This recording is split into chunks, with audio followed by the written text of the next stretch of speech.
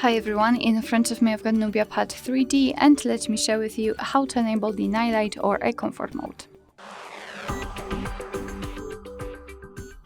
So we will start with the customization and after that I'll show you much faster access to it.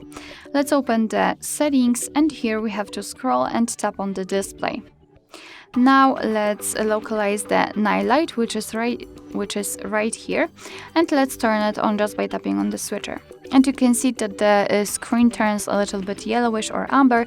It is in order to filter the blue light. It will be also much easier for you to look at the screen at the dim light. So if you're a night owl, then I highly recommend to use this mode. We can change the intensity of that feature. We've got two different switchers. First one connected with the blue light filter. By going to the left, we can make it lower, not really that visible, and by going to the right, much warmer or higher. Basically, we'll change the color temperature, and we can reduce the white point, so we can change the I would say like contrast and the brightness of the screen. So of course set it just like you want to on the position which is the most comfortable for you. You can also turn this option on automatically. You can schedule it just by tapping on the switcher here. Tap on this option.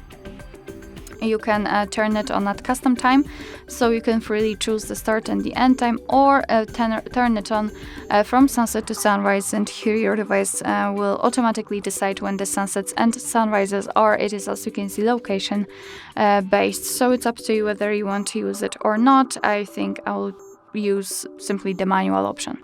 So this is the customization, and if you want to have much faster access to it, simply unroll the top bar.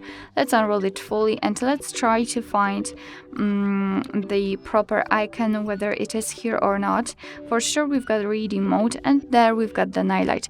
So all we have to do is to tap on it to apply it. You can see the changes will appear immediately. So this is how to turn it on, and you can turn it off the same way just by tapping on this switcher again.